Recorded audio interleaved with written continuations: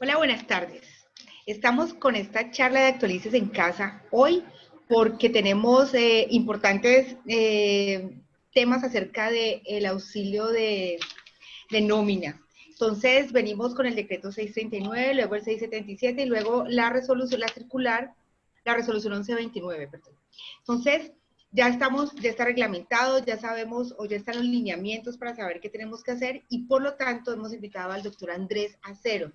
El doctor Andrés Acero forma parte de la UGPP, está en la unidad de gestión de parafiscales y esta iniciativa forma parte del artículo octavo de dicha resolución, donde se debe hacer la socialización y comunicación de la UGPP en estos temas. Entonces, actualícese, pues apoyando esta difusión, tenemos en esta charla, pues, el doctor José Acero. Andrés Acero. Entonces, el doctor Acero es contador público, especialista en revisoría fiscal y derecho laboral y seguridad social, con experiencia en firmas de auditoría y perteneciente a la unidad de gestión de parafiscales. Doctor, bienvenido, doctor Fernando Zuluaga, bienvenido. Bueno, gracias Carolina, doctor Andrés. Para nosotros es muy satisfactorio tenerlo porque casi diríamos que es el momento clave. Cuando las normas están estableciendo que entre el 22 y 29 los que postulen tendrán derecho a hacer su solicitud, entonces encontrar a que la misma UGPP, en cabeza de la cual quedó casi todos los detalles de control y aún de revisión de información, me parece muy importante. Gracias, doctor Andrés Acero.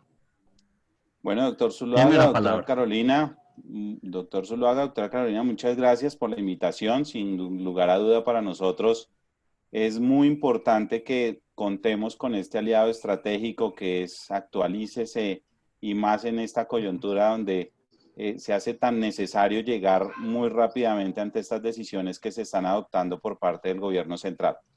Entonces, pues, sin más preámbulo, creo que lo que nos trae y lo que nos convoca el día de hoy es a contarles un poquito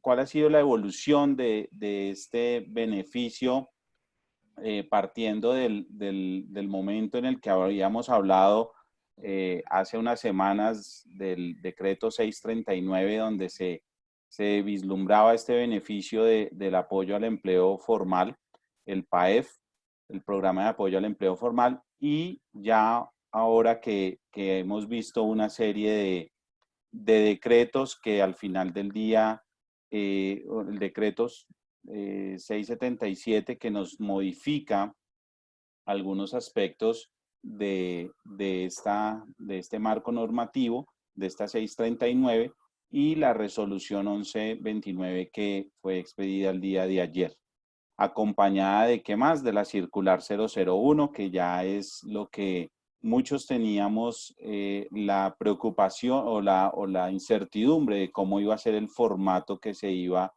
a generar para efectos de acogernos a este beneficio.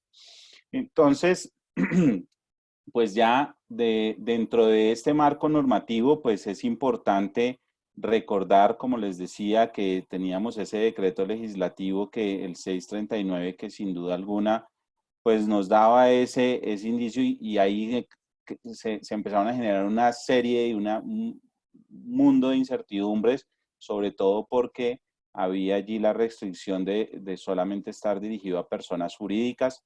Ya con el decreto 677 se amplía ese grupo de aportantes del sistema de la protección social que sin duda alguna se podrían ver beneficiados como las personas naturales, y la resolución que al final del día nos da esa dinámica o ese procedimiento que vamos a seguir para poder atender o poder beneficiarnos de este apoyo que nos da el gobierno nacional. Entonces, en razón a ello, es importante que empecemos a recorrer algunos aspectos relevantes en los cuales, sin duda alguna, pues lo primero que tenemos que conocer es ese espectro. ¿A quiénes está dirigido este beneficio y cuáles son esos requisitos que vamos a tener allí generales para este beneficio? Entonces, tenemos que se van a poder acoger al PAEF las personas jurídicas, ya lo teníamos en el decreto 639. Se incluyen allí los consorcios, las uniones temporales. Entonces también quedan inmersas estos consorcios, uniones temporales, aquellos que hagan el aporte a seguridad social, ¿cierto?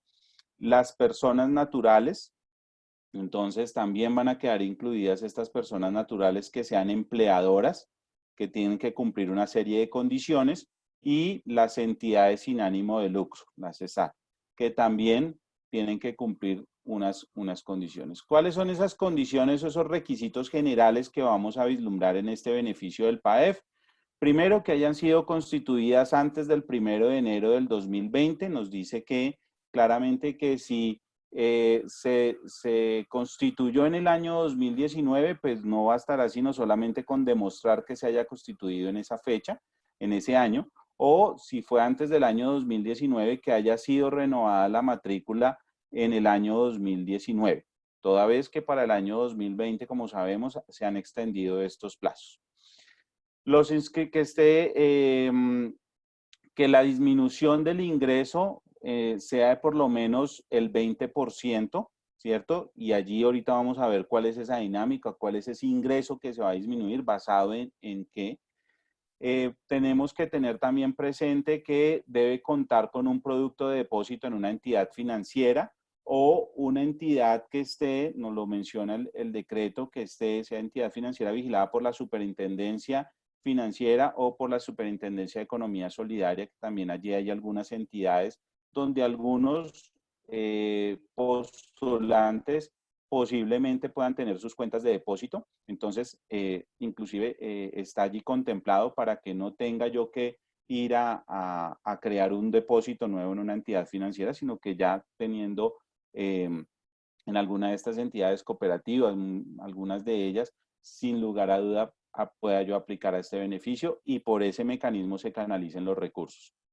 Que el beneficio no haya sido, me dice aquí que el beneficio no haya sido recibido en más de 3 ocasiones, pues esto derivado de que son 3, el número máximo de solicitudes que yo puedo presentar es de 3 por cada periodo, son 3 periodos en los que se va a dar, entonces no podría haber solicitado ese beneficio en más de 3 ocasiones, y que no hayan sido obligadas a restituir el aporte estatal del PAEF.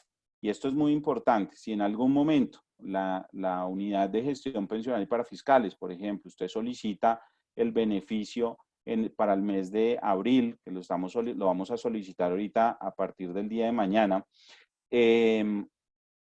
por alguna circunstancia se le obliga a devolver esos recursos porque usted no cumplía con alguno de los requisitos. Por ejemplo, en el mes siguiente identificamos alguna situación que efectivamente origina que usted no podría acogerse a ese beneficio, que se le oficie que debe devolver ese beneficio, automáticamente va a perder todos los demás periodos, no va a poder hacer esa solicitud.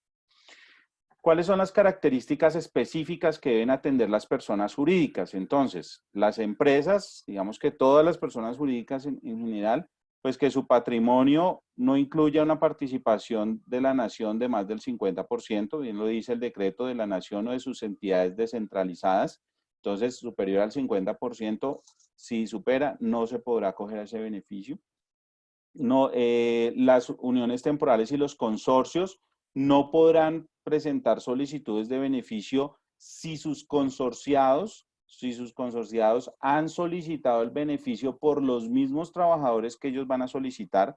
Recordemos que, y aquí quiero hacer una precisión, que de hecho, de forma natural, los consorcios y uniones temporales no tienen esa facultad no tendrían esa facultad de contratar y adquirir esas obligaciones, ¿cierto? Por la temporalidad de ese consorcio, de esa unión temporal. Y normalmente algunos consorcios, pues alguno de los consorciados es quien dentro de sus estados financieros y dentro de su contabilidad asume ese pasivo laboral.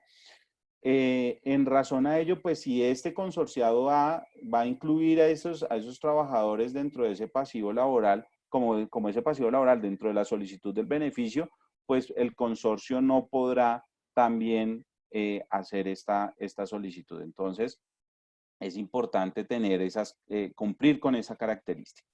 Las entidades sin ánimo de lucro, nos dice el decreto que no estarán obligadas a presentar el certificado de registro mercantil, sino se identificarán con el RUT, ¿cierto? Digamos que la premisa, la generalidad es que todos las empresas, las personas jurídicas se van a presentar o se van a acoger al beneficio cumpliendo esa característica de estar inscritas en el registro mercantil.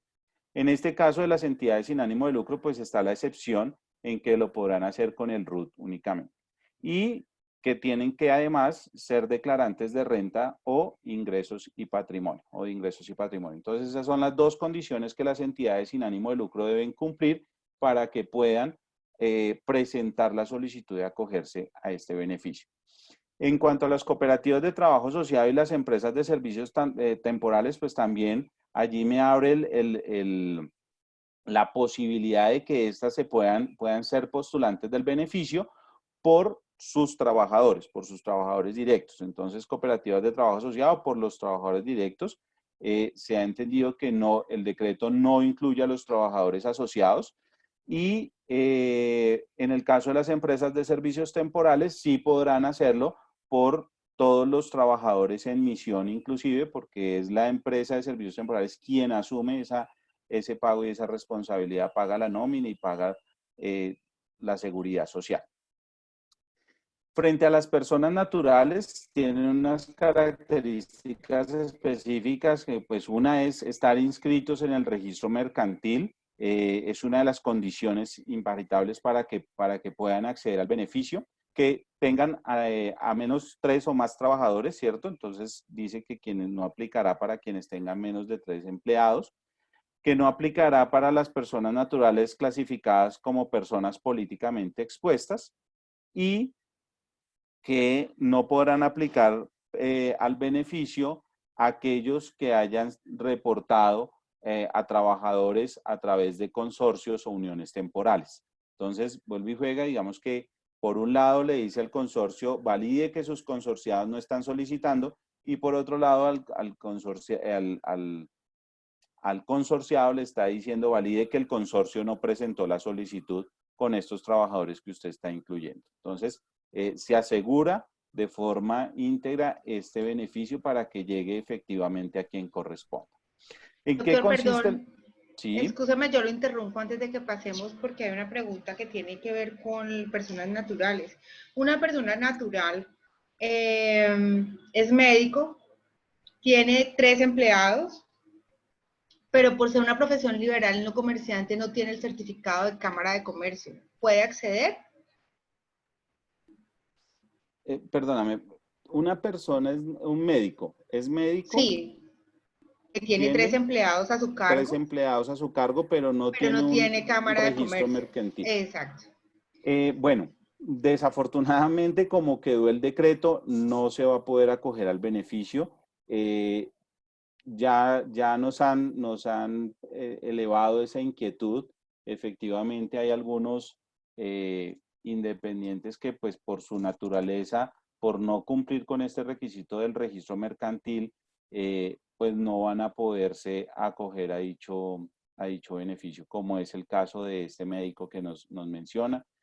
Precisamente el día de ayer alguien en una llamada me decía, venga, yo tengo una institución, un jardín infantil que no está obligado a registrarse o no tiene registro mercantil, ¿se puede acoger? Le dije, pues no va a aplicar, porque sí, digamos que la condición está que tenga registro mercantil. Vale, o sea que los ganaderos que no tienen registro mercantil tampoco. Tampoco. Vamos, sin duda alguna van a quedar aquí algunos sectores que definitivamente no van a poder estar inmersos en el beneficio, sí señor. Perfecto. Entonces, ¿en qué igual me parece interesante que a medida que vayamos pasando, si hay preguntas para ir cerrando el tema, pues las vamos de pronto haciendo para ir de una vez abordando y dejando claro cada aspecto. ¿En qué consiste el beneficio? Pues básicamente no ha habido un cambio, se ratifica de que es recibir un apoyo del gobierno de hasta el 40% de un salario mínimo. Quedó definido ya que era 351.000 pesos, precisamente por lo que dice hasta, se trató de llevar a lo máximo en una cifra cerrada. Estábamos hablando de 351.121 pesos, 123 pesos, si no estoy mal, se había hecho el cálculo del 40%, pero precisamente dice hasta el 40%. Entonces no quedó 350.000, como también se había especulado, por así decirlo, sino ya quedó fijo 351.000 pesos, que va a ser el apoyo por cada trabajador que esté activo y que perciba un salario mínimo, haya percibido el salario de mínimo, un salario mínimo. Entonces, haya percibido, miren lo importante que dice acá, esto es uno de los puntos que se van a validar, por los trabajadores activos que perciban salario de mínimo, un salario mínimo mensual legal vigente. ¿Qué quiere decir?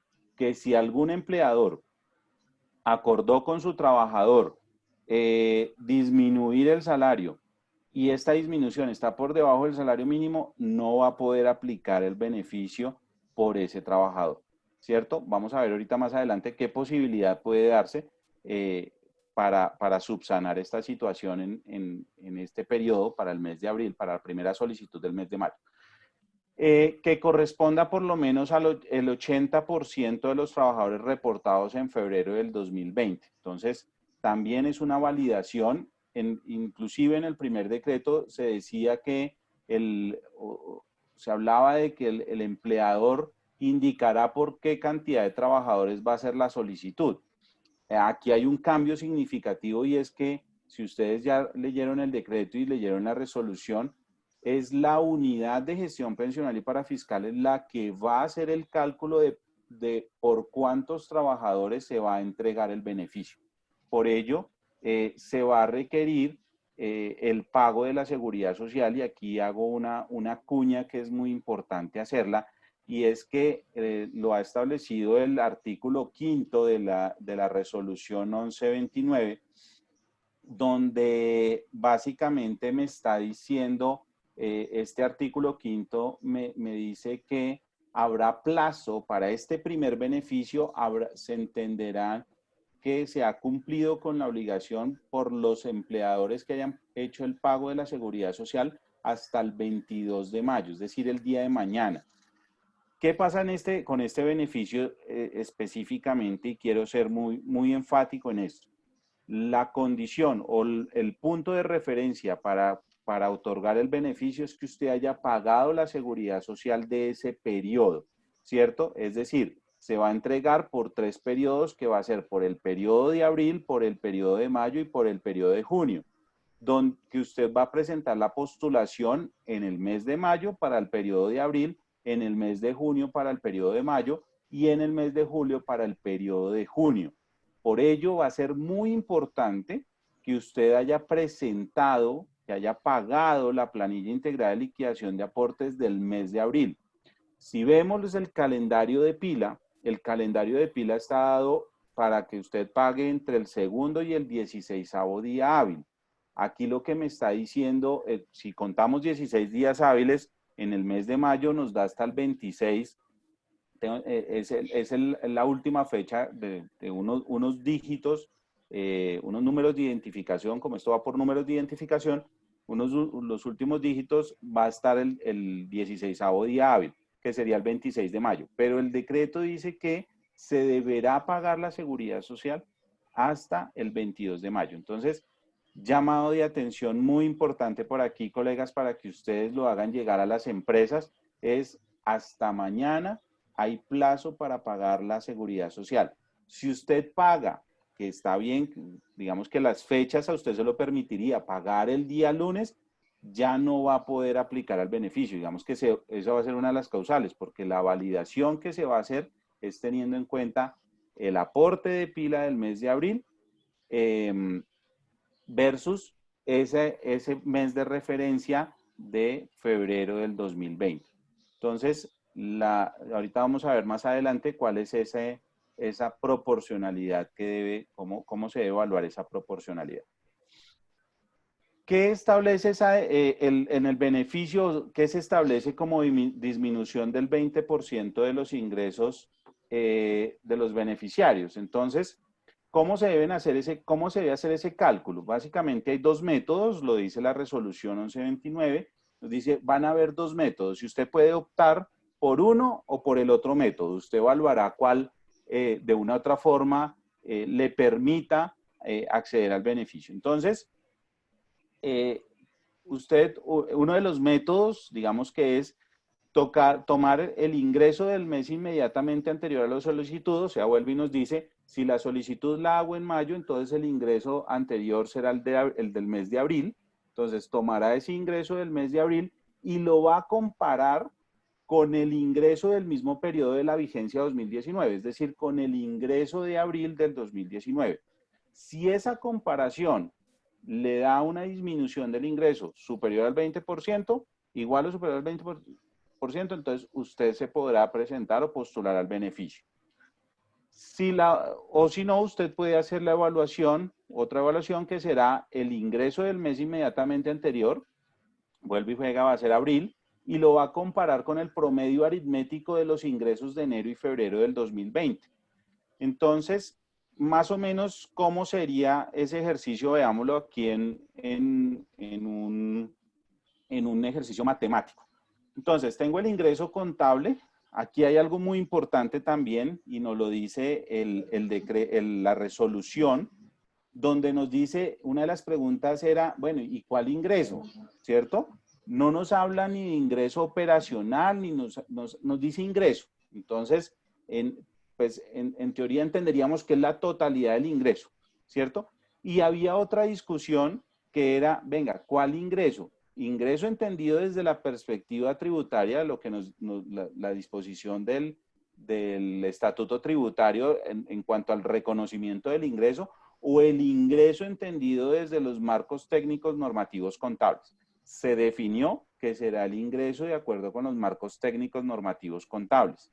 Entonces, ese reconocimiento del ingreso que usted debió haber hecho para el mes de abril del 2020 y lo va a comparar con el mismo ingreso de abril de 2019. Para este caso, tenemos que el ingreso contable del 2020 son 75.325.400 y el de abril del 2019 era 123.540.700. El porcentaje de la variación, como nos damos cuenta, hay una disminución.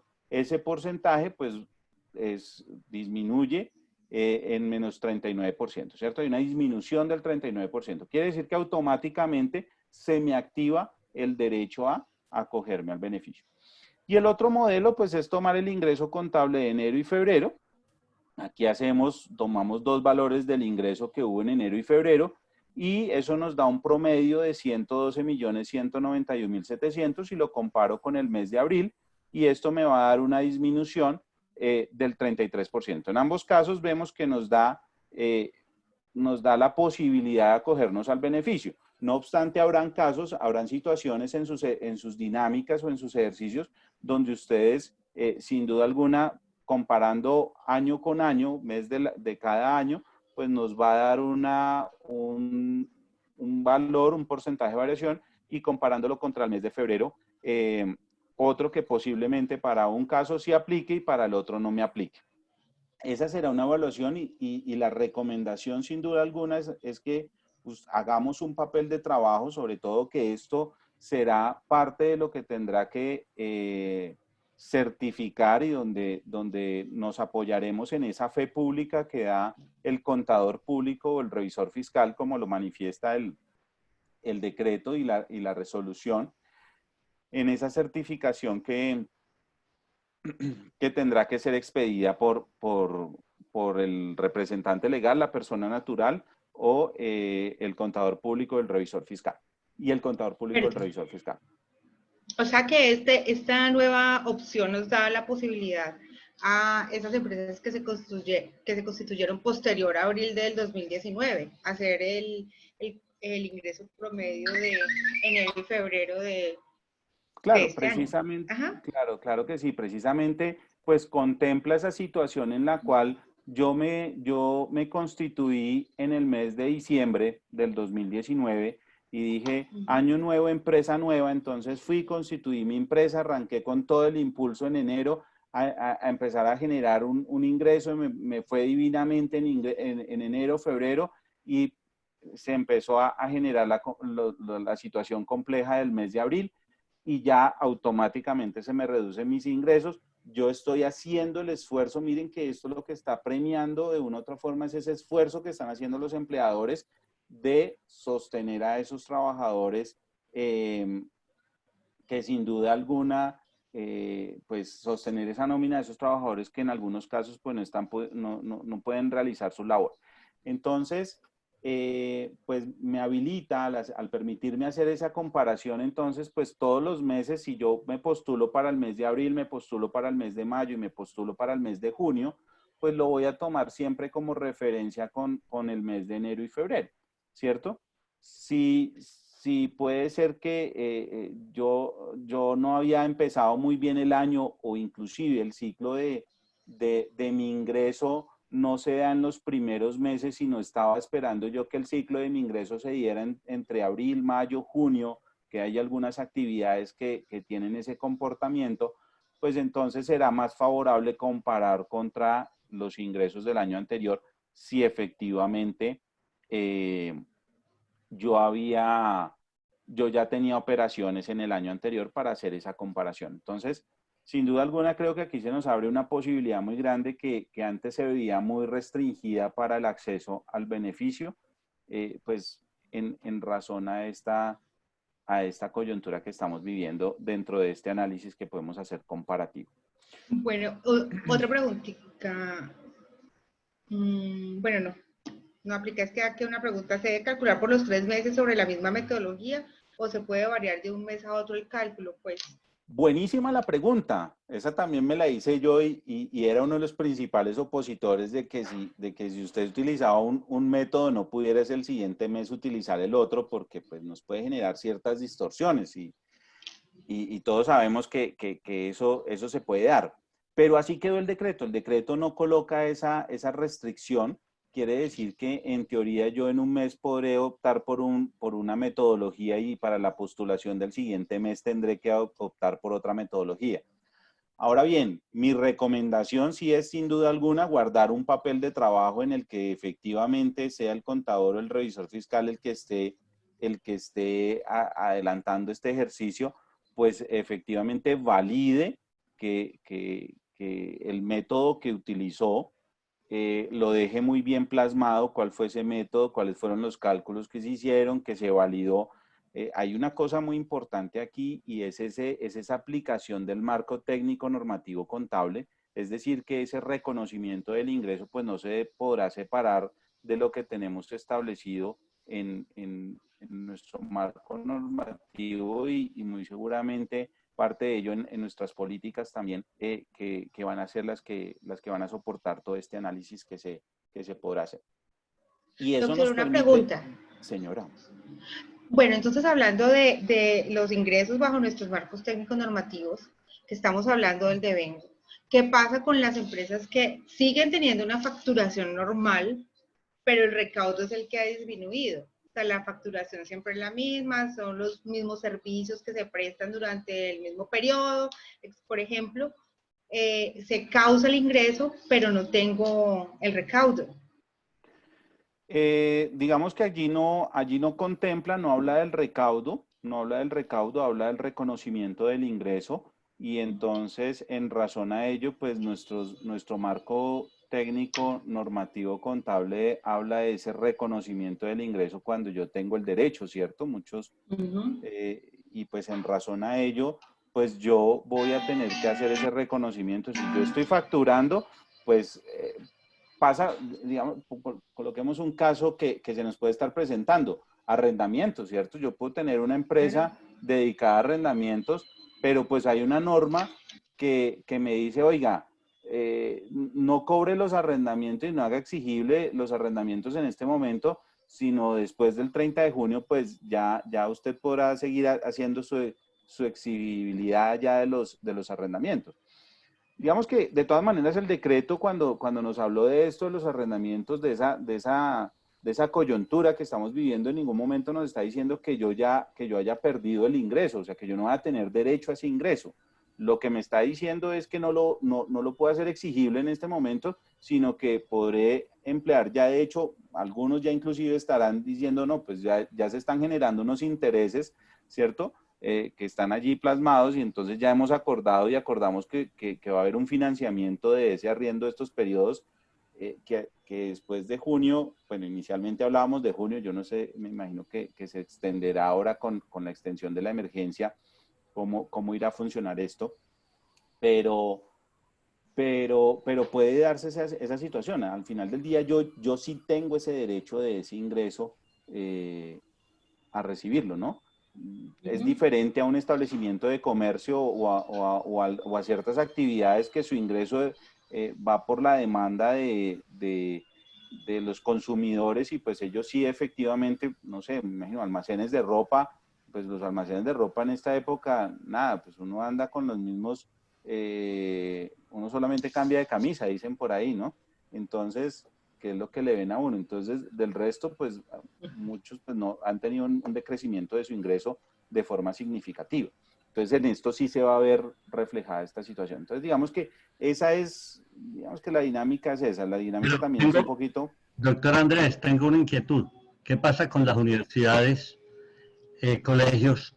No van a tener ninguna disminución porque resulta que ellos tienen un devengo en términos de que el dinero lo reciben al principio del semestre.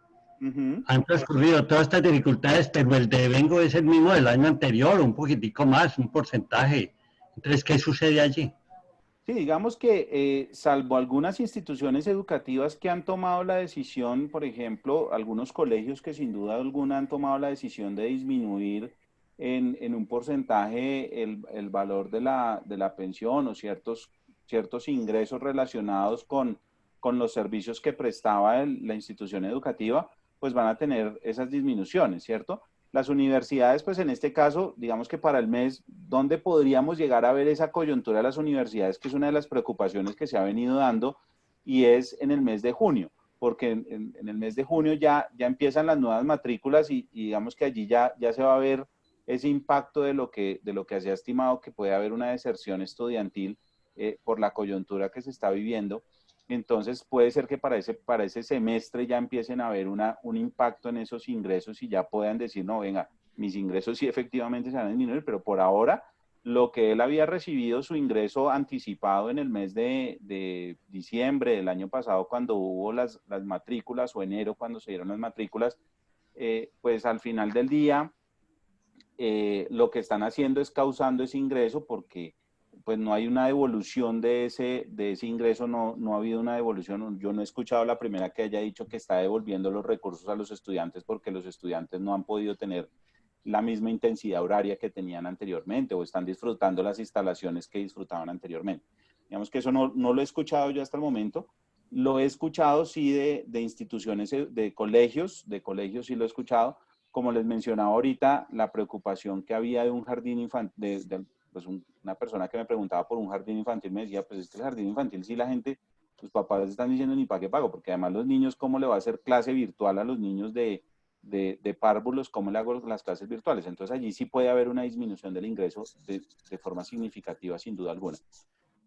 Pero esa situación está allí contemplada. Entonces, como lo dice el doctor Zuluaga, sin duda alguna, para el mes de abril y mayo, muy seguramente la universidad no va a poder ser postulante. ¿Dónde podría llegar a verse en el mes de junio si ya para esos periodos habría matrículas y se podría estimar esta disminución del ingreso? Doctor, otra pregunta que está muy recurrente, y es acerca de las constructoras.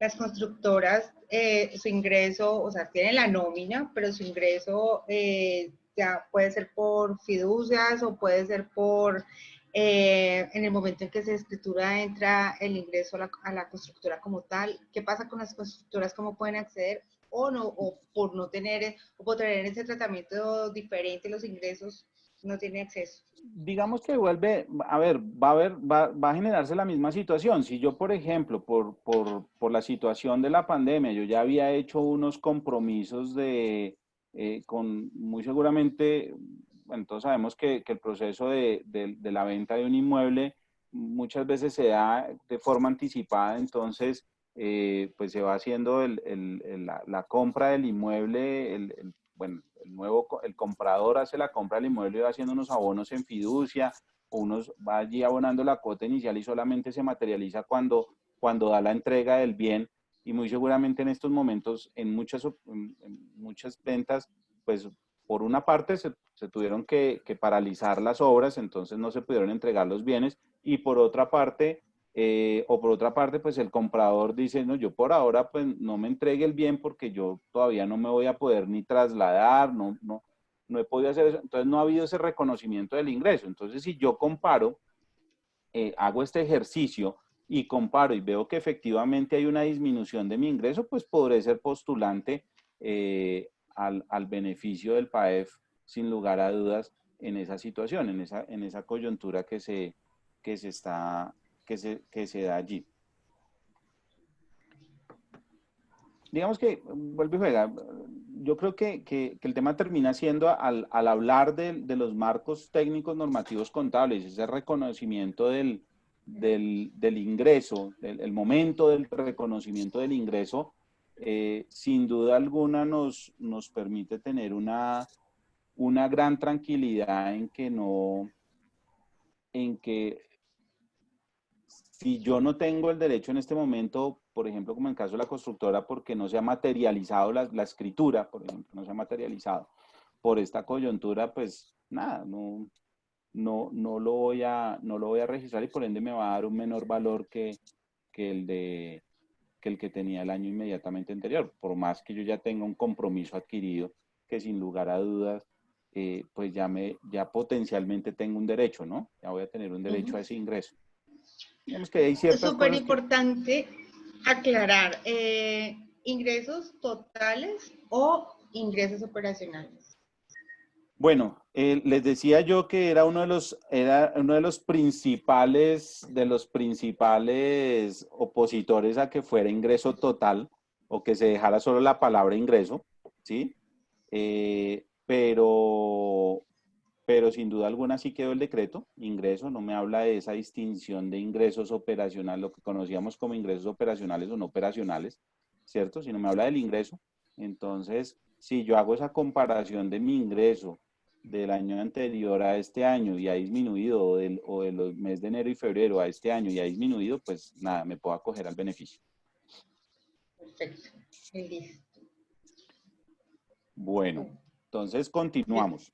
Continúe, Claro, yo con lo este sigo tema interrumpiendo. no, si quedamos Yo lo claros sigo con este tema del interrumpiendo. 20%, a mí me parece muy importante dejar claro esto del 20%, porque me parece que es un factor fundamental, además donde sin duda alguna la unidad y todos los entes de vigilancia y control vamos a tener los ojos puestos, porque, vuelve y juega, también sabemos que aquí se puede dar lugar a algunas manipulaciones, entonces por eso les hago mucho énfasis y en especial a mis colegas que van a poner allí su tarjeta profesional, sin duda alguna tengan mucha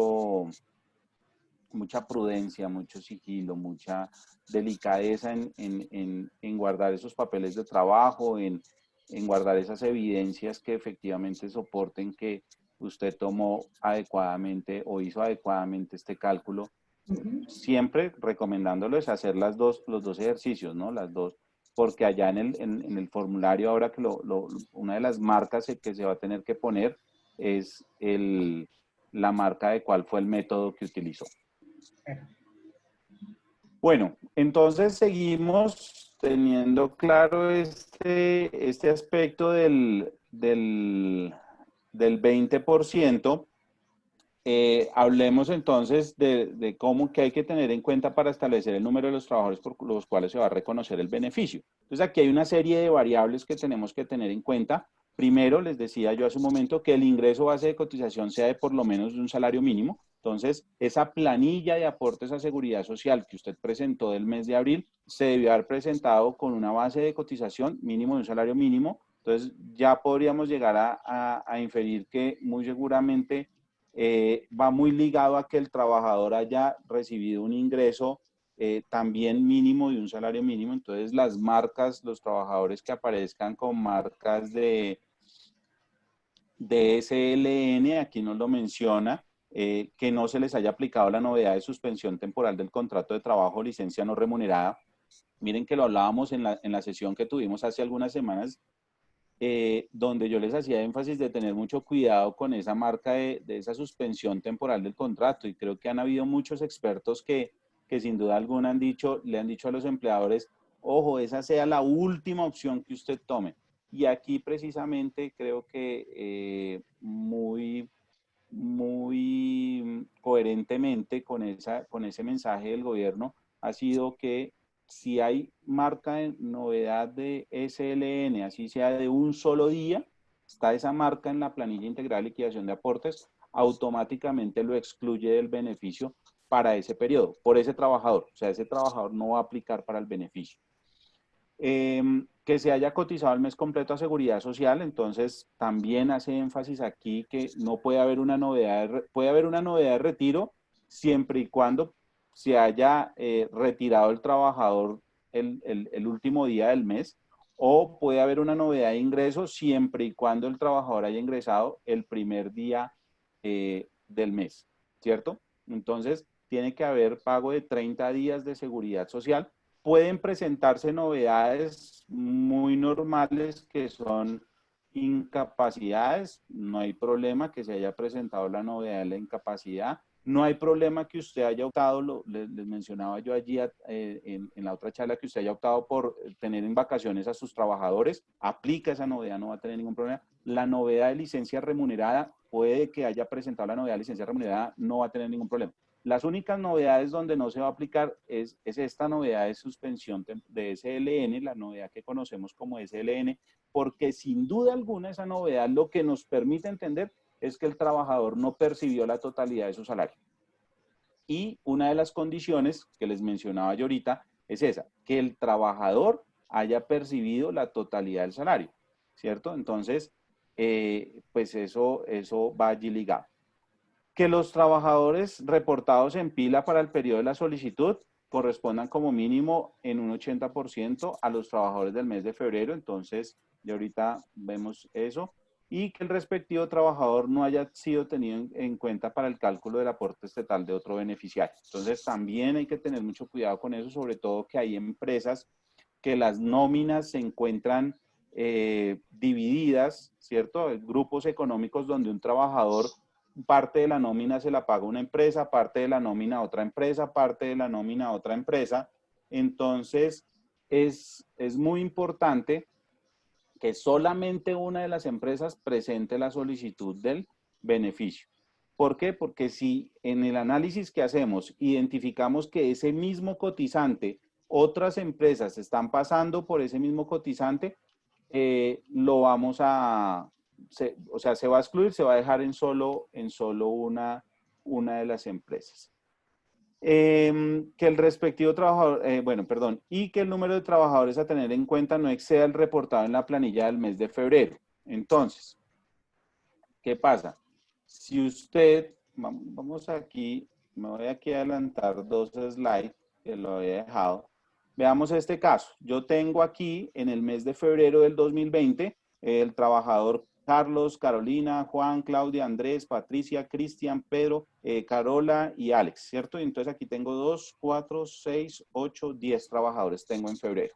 Y en el mes de abril, cuando yo voy a presentar por el periodo que va a presentar la solicitud, entonces lo primero que me dice es que por lo menos el 80% de los trabajadores que estaban aquí estén en esta planilla, ¿cierto? Entonces, o de estos que estén aquí, perdón, de los trabajadores que yo estoy presentando aquí en la planilla de abril, por lo menos el 80% hayan estado en la planilla de febrero.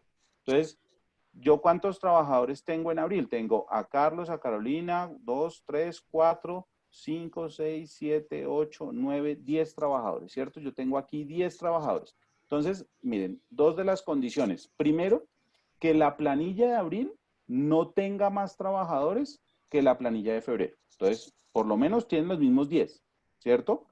Y también que el 80% de estos trabajadores que me aparezcan acá estén acá. Entonces veamos que Carlos, pues Carlos está acá. Carolina, Carolina está aquí en febrero. Claudia, Claudia está acá en febrero. Andrés, Andrés está en febrero. Cristian, Cristian está en febrero. Pedro, Pedro está en febrero. Carola y Alex están en febrero. Esos son 2, 4, 5, 6, 7, 8 trabajadores. Entonces, de 10, 8 trabajadores que están en abril también estaban en febrero. Quiere decir que cumple con la condición de que el 80%, por lo menos el 80%. ¿Qué quiere decir eso? Que si por lo menos el 80% de los trabajadores que están en abril están en febrero y la planilla de abril, no, el número de trabajadores de abril no supera al número de trabajadores de febrero, aplicará el beneficio por estos 10 trabajadores. O sea, me van a entregar el beneficio por los 10 trabajadores del mes de abril. Eso es importantísimo, es un análisis que yo les recomiendo que ustedes hagan muy bien porque eso les va a permitir efectivamente saber y no empezar a de pronto a hacer expectativas de un monto a recibir y va a ser el ejercicio que va a hacer la unidad. Entonces, validar que todos los trabajadores de abril estén en febrero, por lo menos el 80% de los trabajadores que está reportando en abril estén en febrero y que los trabajadores adicionales pues no superen la cantidad de trabajadores que había en febrero. Esto pues para efectos también de mitigar un poquito esa cantidad de personas por las que se va a otorgar el beneficio. Entonces, Por ya aquí, tenía... por aquí tengo es una pregunta muy puntual que la he hecho varias veces. O sea, tiene un empleado y le renunció. Le renunció el 20 de marzo. Le renunció el 20 de marzo Sí. y al haber renunciado a ese empleado le afectó el porcentaje, este porcentaje del 80%. Por la renuncia de ese empleado, ¿pierde el beneficio?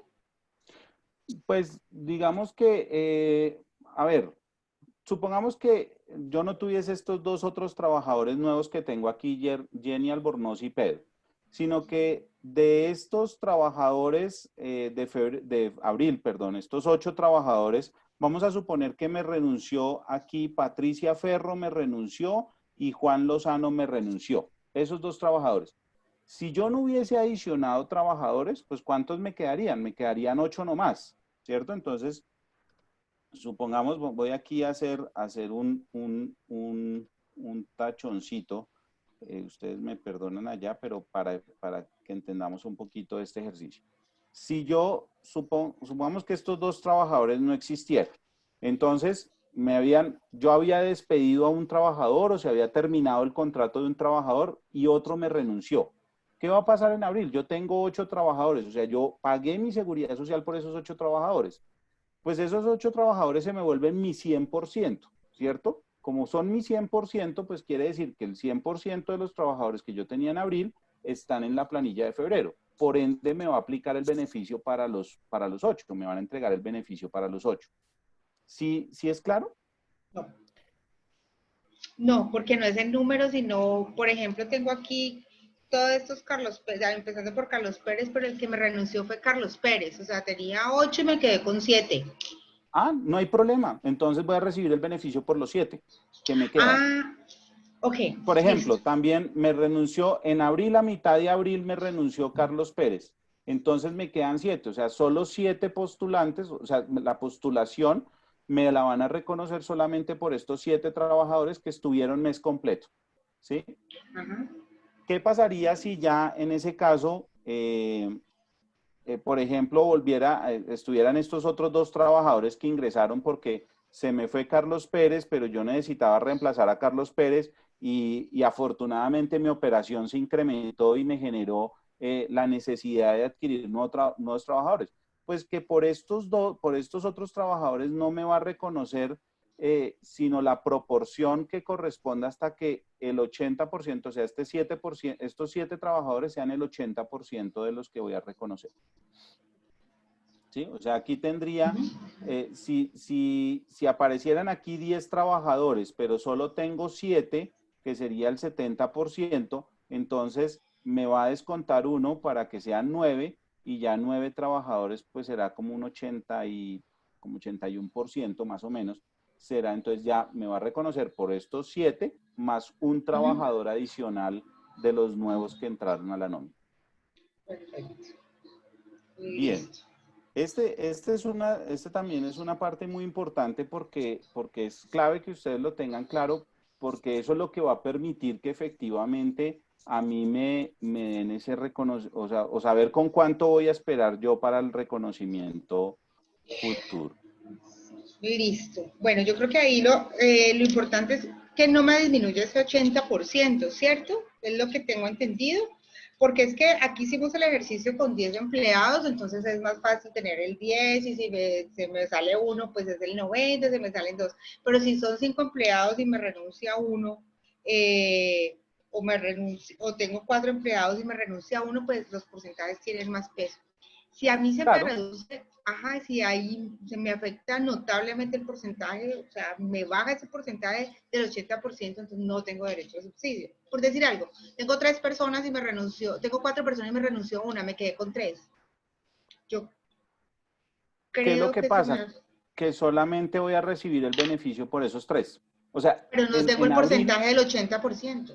no, sí lo tienes, porque tienes el 100, o sea, era lo que te decía, lo que les decía acá. O sea, supongamos que aquí esta era la realidad, ¿cierto? Habíamos hablado inicialmente que tenía 10 trabajadores, pero de esos 10, supongamos que no me ingresó ningún trabajador, o sea, yo arranqué abril con 8 trabajadores y a mitad de abril me renunció otro trabajador. Entonces, a medida que me va renunciando uno, pues se me va volviendo mi nuevo 100%, ¿sí?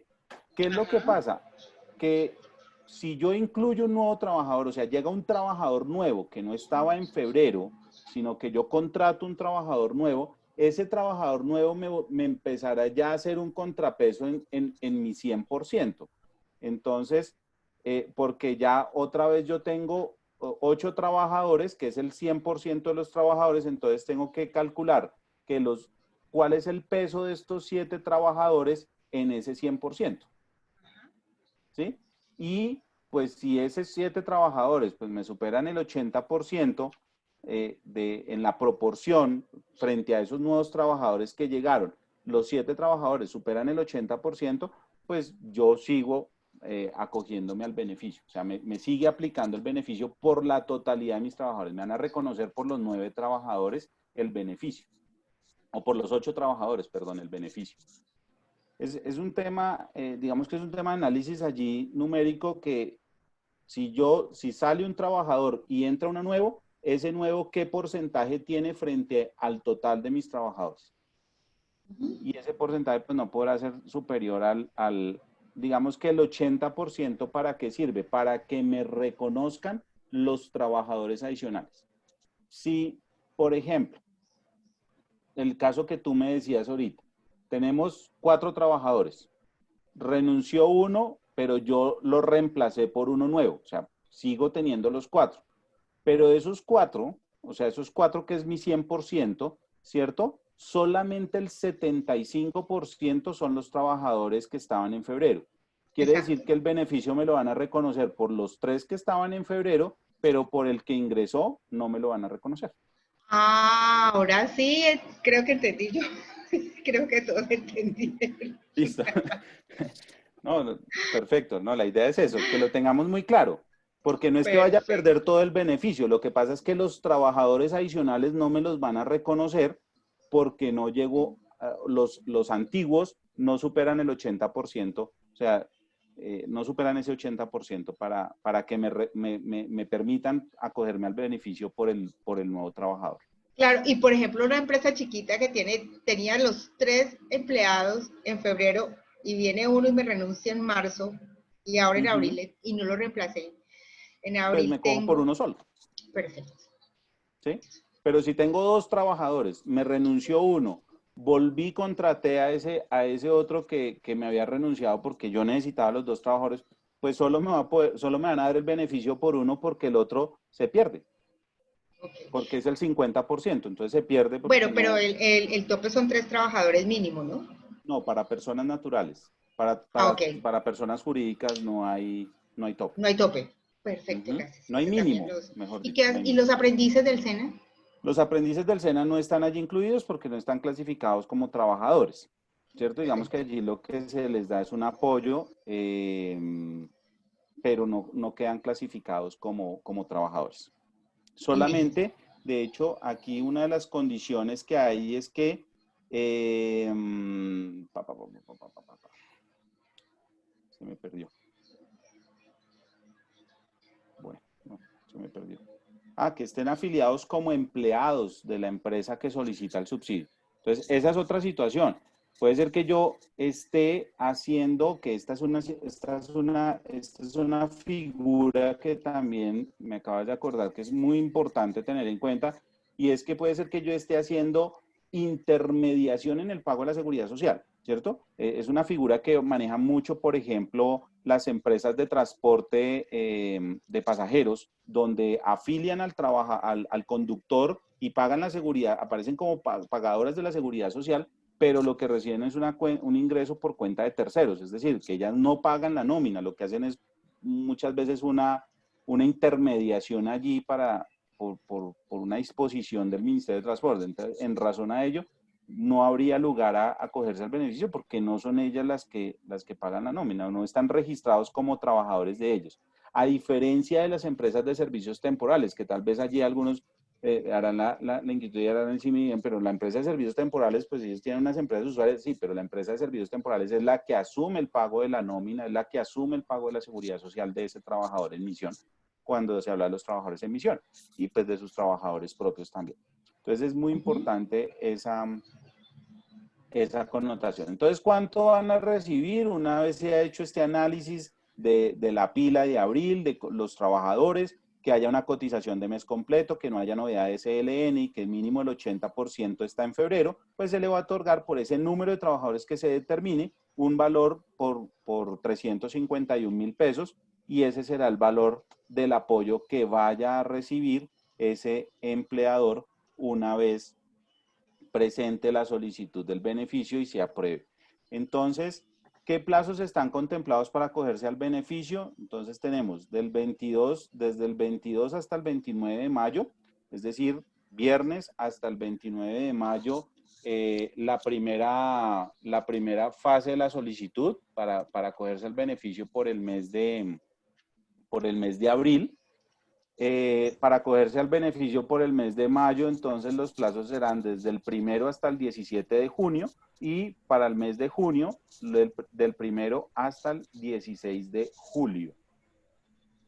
¿Cuáles son los requisitos? Pues presentar el formulario estandarizado de postulación, el que debe estar debidamente diligenciado por el postulante del beneficio y firmado por el representante legal. ¿Qué es lo importante aquí? El formulario ya lo tenemos, ya es de público conocimiento, es que está incluido dentro de la circular 001. Pero hago una observación. Usted no tiene que ir a imprimir el formulario e ir a llevarlo al banco, ¿no? Hay que esperar cuál es el mecanismo, porque lo que se ha dicho es que el banco adoptará un mecanismo, porque hay bancos que están explorando cargarlo a una herramienta digital, que usted se diligencia digitalmente, porque precisamente lo que se está buscando es que no haya el desplazamiento hasta la entidad financiera, sino que se diligencie digitalmente y se haga la presentación a través de ese mecanismo cargando los documentos. Entonces, en esa implementación en la que están las entidades financieras para allí diligenciar y acceder a la firma de ese formulario. Algunas dirán, no, imprímalo, aquí está mi formulario, imprímalo, porque muy seguramente, no sé, colocarán allí, nosotros dimos un formato, o sea, la estructura que debe tener la solicitud es la que nosotros expedimos en la circular 001, pero allí dentro de la circular lo que dice es que no es el documento que tenga que imprimir el empleador que vaya a ir a solicitar el beneficio. Habrá que esperar. Se tendrá que adjuntar a eso la certificación firmada que contenga como mínimo, que contenga la indicación del método tomado para demostrar la reducción del ingreso. Esta certificación está también en la circular 001, allí vemos un modelo de la certificación. También se deberá evaluar si la entidad financiera dice, no, cárguemela, yo la creo acá digitalmente, las firmas de quienes sean los responsables y me lo carga digitalmente, o imprima la certificación y remítala. La manifestación que los trabajadores recibieron el salario correspondiente, vuelve aquí, y esta certificación es supremamente importante. ¿Y qué es lo clave? Que se manifieste que efectivamente yo le pagué el salario al trabajador, o sea, no se está diciendo que haya pagado la seguridad social, porque se ha entendido, yo pagué la seguridad social, entonces me puedo cobrar el beneficio. No, se está certificando que efectivamente pagaron la nómina a los trabajadores, ¿cierto? Y que el pago, o que en dado caso, el pago de los salarios será a más tardar el 5º día hábil de recibido el apoyo, porque esto se abrió única y exclusivamente para el mes de abril, donde les decía yo ahorita que había una opción que puede ser que el empleador dijo, mire, yo llegué al acuerdo con usted de bajarle el salario a la mitad, a un poco menos de un salario mínimo, pero no se preocupe, con esta subvención o con este apoyo que voy a recibir del gobierno, tan pronto yo lo reciba, como vamos a ver ahorita cuál es el ciclo de ese pago, tan pronto yo lo reciba, en los 5 días que yo lo reciba, le voy a estar haciendo la consignación de la diferencia para por lo menos llegar al salario mínimo, porque la condición es esta, que el pago de nómina sea por lo menos un salario mínimo. Y los documentos adicionales pues serán los requeridos por la institución financiera donde el postulante realice la solicitud. Pues esto toda vez que la entidad financiera deberá garantizar que quien firma y quien se está postulando efectivamente pues sea el representante legal, efectivamente sea el revisor fiscal. Entonces muy seguramente habrán documentos adicionales que si no los tiene la entidad financiera, pues los va a solicitar al empleador para que aplique el beneficio. Y Doctor para las Andrés, entidades financieras, sí, doctor Zuluaga. se supone que esa certificación firmada es la que firman el representante legal, pues adicional al formulario estandarizado. Sí, señor. Es el certificado que firma el representante legal y el contador. Y si tiene del revisor fiscal, entonces también él debe dar una opinión sobre eso. Es correcto, sí, la certificación, realmente el contador o el revisor fiscal, porque dice o el revisor fiscal en caso de estar obligado a tenerlo, serán los que firman la certificación. Ellos no van a firmar la postulación, sino la certificación. Por eso les hacía tanta referencia y a ese hecho tan importante de validar y tener un papel de trabajo y las pruebas que efectivamente evidencien que pues el método que han utilizado, ¿cierto? Que es el que están certificando, que se utilizó el método, bien sea comparativo año a año o el método de comparación de enero-febrero con el mes de solicitud, con el periodo de solicitud, y además que sí se tendrá que validar es que se haya realizado el pago de la nómina a los trabajadores. Entonces, sin duda alguna, pues se tendrá que cumplir con esos dos criterios y eso es lo que va a certificar. Esa es la fe pública que va a dar, ¿no? Que se garantizó de que eso efectivamente se está cumpliendo a cabalidad. Es que nosotros produjimos por Actualícese con el apoyo de 2 miembros del Consejo Técnico de la Contaduría, la certificación firmada por el representante legal y el contador. La razón es que el contador no da fe pública de las actividades de su empleador, pero cuando hay revisor fiscal, el revisor fiscal dará también una opinión propia como revisor fiscal, ahí sí, independiente. Entonces, no es más, la idea es que debe presentarse una certificación firmada por el representante legal y el contador, y donde hay revisor fiscal, él dará su opinión. Sí, al final del día, ya vamos a ver ahorita un poquito el contenido del formato. Bueno. para que lo podamos analizar allí, contextualizar un poquito.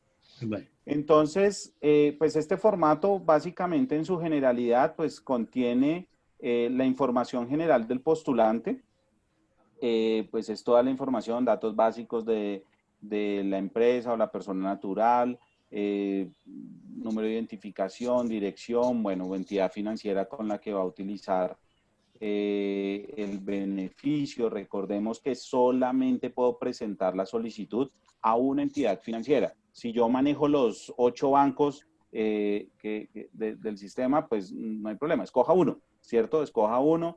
Recordemos que no hay condición y no nos podrán exigir que sea con el que yo haga la dispersión de nómina. No está, dice única y exclusivamente un banco o una entidad, una institución financiera donde usted tenga una cuenta de depósito, no le habla ni cuenta de ahorros ni cuenta corriente, una cuenta de depósito, y pues usted podrá optar.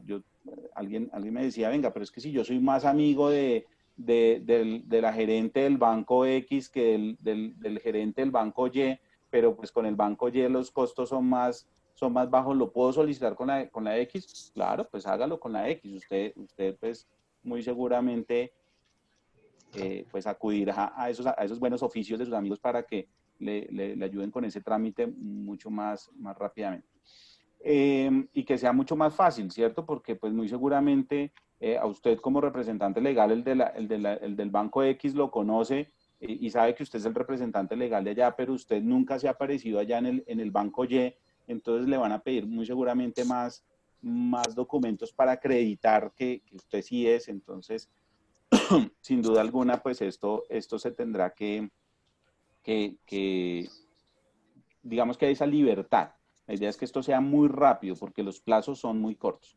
La manifestación del cumplimiento de los requisitos, entonces va a estar allí una parte donde está toda esa manifestación de que cumplo con todos esos requisitos contemplados en la resolución y en el decreto, que los empleados sobre los que se les reconoce ese subsidio, pues efectivamente recibieron el salario, y una parte de la verificación de los requisitos que es básicamente en unos datos adicionales que les estamos solicitando allí. Importante garantizar el diligenciamiento integral del formulario y que esté bien diligenciado, porque en caso de que por alguna marca no se cometió el error en una marca, no va a haber lugar después a presentar nuevamente el formulario, no va a haber lugar, no, se pierde para ese periodo, se pierde el beneficio. Y como les decía, no imprimir, no hay necesidad de imprimirlo, pues por ahora el que estamos de la circular 001 no hay que imprimir. ¿Cómo es un poquito el flujo? Y ahorita vamos a ver al final ese formato. Entonces, el flujo del proceso, vamos a ver para el apoyo de la nómina del mes de abril, pues lo primero, presentar la solicitud entre el 22 y el 29 de mayo, ¿cierto? Se supone que al banco de forma electrónica es lo que se está propendiendo, lo dice el Ministerio de Hacienda. Una vez el banco reciba la solicitud, va a recibir y va a validar únicamente que hay una completitud de la información y la remite a la UGPP para que la UGPP valide por cuántos entre el 24 de mayo y el 30 de mayo va a validar, hacer este cálculo de por cuántos trabajadores se puede acoger al beneficio y que aplica para el beneficio. Entonces ahí le va a informar a la entidad financiera que se da el cumplimiento del lleno de requisitos. Esto se dará entre el 28 de mayo y el 3 de junio. Y el depósito en cuenta habrá que calcular más o menos, porque aquí la entidad financiera será la que emita una cuenta de cobro al Ministerio de Hacienda. Ya directamente ahí hay un proceso interno que se va a hacer de validación, donde tendrá el Ministerio de Hacienda también deberá validar que la UGPP dio un concepto favorable frente al beneficio. Recordemos que estos conceptos favorables no es que usted cumplía a cabalidad con los requisitos o que usted efectivamente su ingreso disminuyó y nada, no, es que usted manifestó que disminuía el ingreso, que usted tenía unos trabajadores en febrero que aparecen en abril.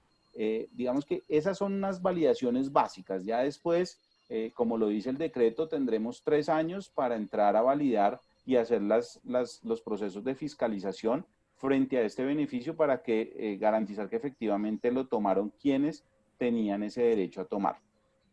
Y una vez se dé esa aprobación por parte del Ministerio de Hacienda, que más o menos se estará dando el desembolso, el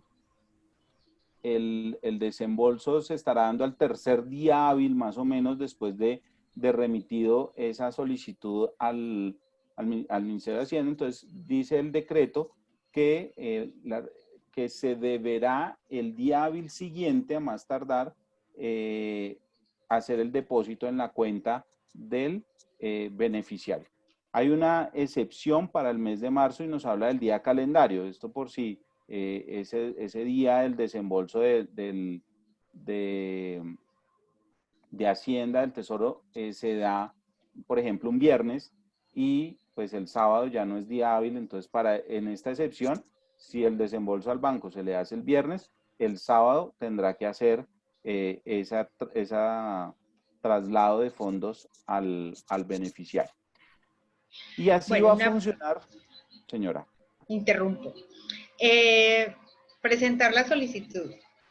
Listo. La solicitud se presenta al banco. ¿Sí? Listo. Se hace con el formulario o se pide el formulario en el banco, porque son los bancos los que están entregando el formulario. Pero, o sea, esa es la instrucción. Pero resulta que la gente está acudiendo a los bancos y los bancos no están entregando este formulario. ¿Dónde puede estar enredada la comunicación? ¿Por qué los bancos no la tienen? ¿O qué pasa? Bueno, digamos a ver, nosotros lo que hemos hecho es esta reunión, esta discusión con los bancos y ya se les entregó la circular 001. Entonces, los bancos, y con esta circular, si vemos allí la circular, realmente está dirigida a las instituciones financieras, donde se les indica que ese es el formulario que deben ellos adaptar dentro de sus mecanismos para que los aportantes presenten la solicitud del beneficio del PAEF, ¿cierto? Muy seguramente, y por eso es que se habla que a partir del 22 se estará habilitando el mecanismo y se estarán recibiendo las solicitudes. Sin duda alguna, si yo voy a la oficina de aquí de la esquina de mi casa, donde muy posiblemente todavía no les ha bajado esta información, pues me va a decir, no, nosotros no tenemos ni idea de eso, porque pues la circular salió ayer en la tarde, entonces no teníamos ni idea de eso. Y si fueron antes del día de ayer, pues ningún banco le iba a decir, no, la verdad no tenemos ni idea cómo va a ser esto, ¿cierto? Entonces, claro, pues muy seguramente hoy ya se está socializando al interior de las entidades financieras y muy seguramente mañana ya van a estar ellas, bien sea disponiendo el formulario en sus canales electrónicos o para que lo impriman y lo alleguen escaneado con la firma, sí. bueno, lo que corresponda. Ya por aquí me están escribiendo eso. En un canal electrónico. Digamos sí, ya que, por acá. yo les digo a mis colegas, les digo, hay que tener un poquito de paciencia, que de verdad, pues quisiéramos que todo saliera rapidísimo, pero que pues, pronto se acaba. Requiere unos desarrollos. No, tenemos hasta el 29. Tenemos hasta el 29 para presentar la solicitud y los recursos pues ya están estimados. Entonces, sin lugar a dudas, Bueno. a diferencia, por ejemplo, del subsidio al desempleo, creo que aquí sí nos va a alcanzar la plata. Ah, bueno, perfecto. Sí, por acá nos están diciendo que a Bebillas, BBVA y Bancolombia, que también ya hay instrucciones. Entonces, bueno, creo que puede ser por lo que estaba indicando, doctora Cela. Sí, aprovecho este espacio para además hacer nuevamente la cuña. Miren lo que dice, la solicitud la podemos presentar entre el 22 de mayo y el 29 de mayo. Pero ojo, para presentar la solicitud, es decir, yo presento la solicitud el 22 de mayo, si yo no he pagado la seguridad social, ¿cierto? De mis trabajadores del mes de abril, no me va a aplicar el beneficio, no me va a poder acoger el beneficio. O sea, si pago la seguridad social en el martes, ya pierdo el beneficio. Es una de las circunstancias por las cuales voy a perder el beneficio para el mes de abril. Entonces, vuelvo a hacer la cuña para los que de pronto llegaron un poquito más tarde de donde lo dije al comienzo, que para efectos de acogerse el beneficio, recordemos, artículo 5 de la resolución 1129 nos dice que el beneficio se debe tomar, para que aplique el beneficio, se podrán hacer los pagos de la Seguridad Social del mes de abril hasta el 22 de mayo. ¿Bien? Era lo que les decía ahorita. Entonces, para el mes de mayo, ¿cuáles son las fechas para presentar la postulación? Estamos el 17, hasta el 17 de junio del 2020, vamos a tener el plazo para presentar la solicitud, la postulación, entre el 1 y el 17 de junio. ¿Qué quiere decir esto? Nuevamente, muy seguramente a mí mis vencimientos de pila, yo soy de los que tengo que pagar el 15º día hábil o el 16º día hábil. ¿Qué va a pasar eso? Que eso más o menos días hábiles en junio, que además estamos hablando de ahí de unos festivos que se nos cruzan, puede terminar nuevamente siendo por allá el 23, por allá el 26, nuevamente el 26 de junio, ¿cierto? El 15º día hábil, pero acá nos está diciendo que al 17 de junio es el plazo máximo para presentar la postulación, lo que quiere decir que los pagos a Seguridad Social del mes de mayo tuvieron que haberse hecho antes del 17 de junio, o sea, o hasta el 17 de junio, pero recomendación no nos quedemos hasta el final. Entonces aquí sí creo que nos va a exigir un esfuerzo por parte de los empleadores.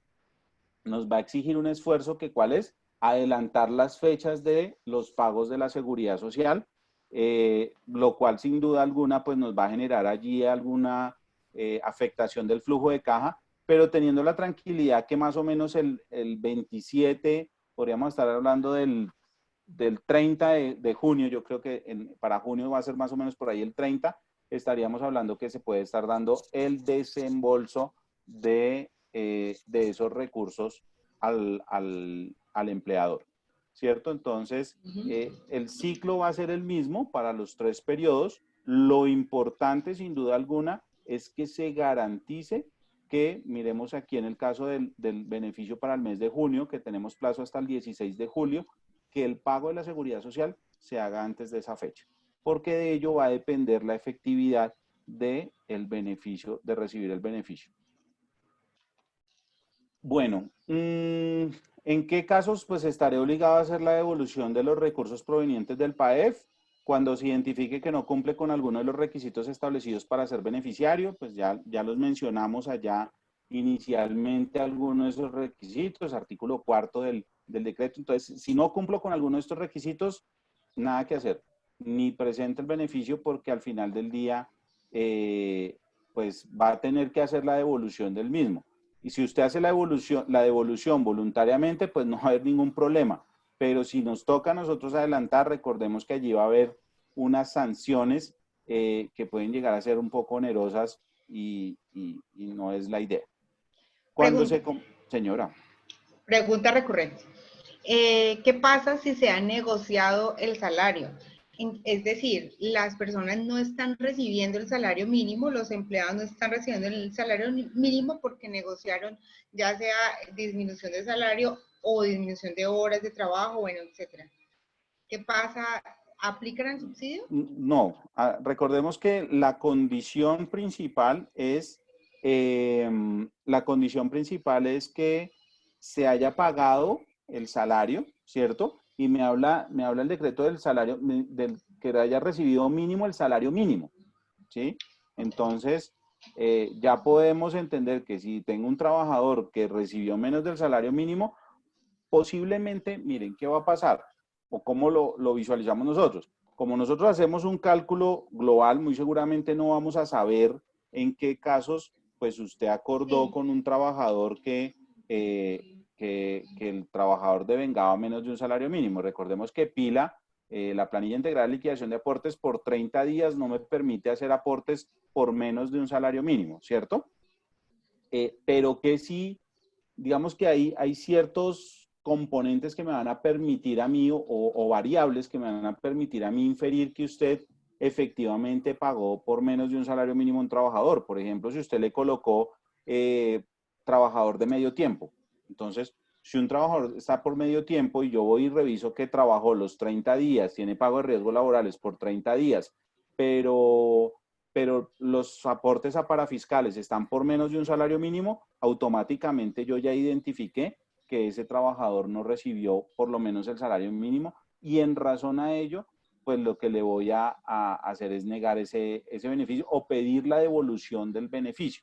Digamos que es posible que algunos trabajadores se terminen filtrando por ahí en el beneficio, pero usted tendrá que efectivamente, de acuerdo con este primer ítem, hacer la devolución del beneficio por esos trabajadores que recibió los recursos, pero que no pagó la seguridad social. Recordemos que, como les decía, si usted hizo ese acuerdo con el trabajador, está por debajo del salario mínimo, pero usted manifiesta que hizo esta solicitud para el mes de abril, solo va a aplicar para el mes de abril. Usted le pagó el mes de abril menos del salario mínimo, pero usted va a recibir el beneficio. Lo que le está diciendo allí es, manifieste que usted le va a pagar dentro de los 5 días hábiles después de recibir los recursos, al trabajador le va a ajustar el pago a que reciba por lo menos el salario mínimo.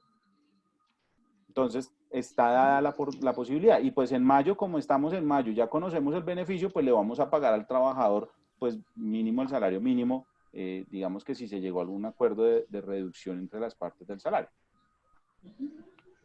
Una pregunta, doctor Andrés. Si estos casos en que está obligado a realizar la devolución, si se subsanan, ¿qué sucede?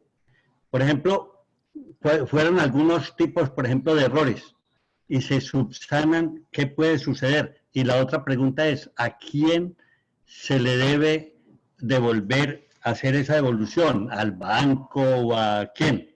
Sí, señor. Bueno, entonces, si yo no aplico con alguno de los beneficios, por ejemplo, el que acabamos de mencionar, el que el trabajador recibió el salario, pues automáticamente es una de las causales para hacer la devolución. Cuando se compruebe que existió falsedad en los documentos presentados, entonces que usted, no sé, nos presentó un representante legal que no era el representante legal y pues el banco no lo detectó, o el revisor fiscal no era el revisor fiscal que estaba autorizado porque, bueno, por X, Y, Z situación. Entonces, pues eso va, digamos que en este caso no será un hecho subsanable. En el caso de falsedad de documentos no es un hecho subsanable, entonces habrá que devolver. ¿Cuál sí es un hecho subsanable? Digamos que no hay hechos subsanables. Por ejemplo, el que yo tenga una participación de más del 50% de entidades públicas o sus entidades descentralizadas, pues sin ningún lugar a dudas, pues no hay forma de corregir. Pero frente al pago a los trabajadores, que los trabajadores les pagué menos del salario mínimo y cuando recibí la subvención del gobierno, fui y le ajusté ese pago al trabajador, pues ese sí será un hecho que solamente para el mes de abril será subsanable. Y dice aquí que cuando el beneficiario se haya comprometido al pago, bueno, ya lo que les mencionaba ahorita. Entonces, del pago de los salarios. Entonces, ¿ante quién se va a realizar esta devolución? Ante la entidad financiera. Una vez se realiza esta devolución a la entidad financiera de esos recursos, pues la entidad financiera hará mensualmente una consolidación de esos aportantes que hicieron esa devolución y también allí habrá un mecanismo que deberá indicarnos la entidad financiera para la devolución de estos recursos. Hay un mecanismo que ellas nos deben indicar a qué cuenta se hará ese depósito, ¿cierto? O sea, tendré que yo hacer esa devolución de esos recursos para que ellas después en el mes consoliden toda esa información y hagan el reporte o la consignación o el giro también al Tesoro Nacional y le informe al Ministerio de Hacienda cuáles fueron los aportantes que presentaron que generaron esa devolución y por qué monto generaron esa devolución y cuáles fueron las causales de esa devolución. Entonces, digamos que aquí, dentro de este control de todas las entidades, pues las entidades financieras, digamos que es un control de verificar inicialmente los requisitos, los documentos establecidos que estén completos, y si fueron suscritos por los responsables, digamos que ahí no hay más, no hay lugar a que el 20%, no hay lugar a validar el número de trabajadores, nada. Deberán informar el procedimiento para la devolución de los recursos, realizar el recaudo y la devolución al Tesoro Nacional, como les decía ahorita. La UGPP, que es la que más tareas va a tener, como lo decía el doctor Zuluaga al comienzo, que es verificar que los requisitos de la postulación se cumplen a cabalidad, ¿cierto? Entonces, verifica todos los requisitos de la postulación.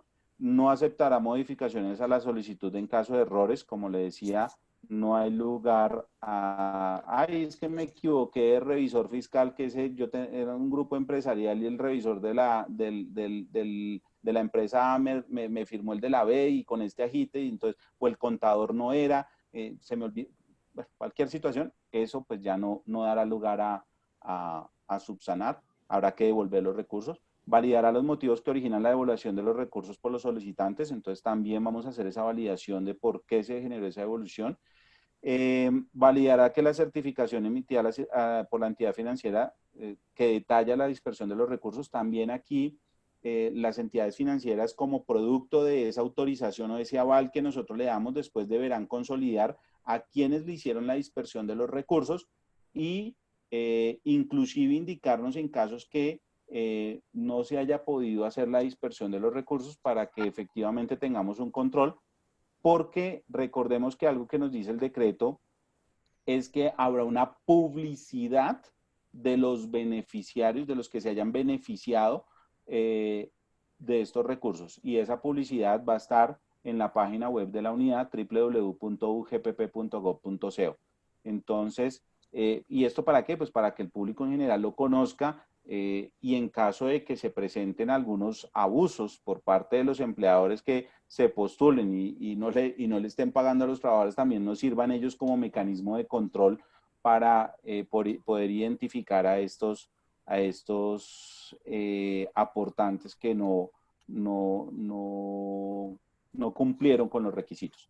Y por último, pues adelantar los procesos de cobro coactivo para quienes incumplan con los requisitos y no restituyan esos recursos de forma voluntaria, con toda la implicación que ello trae.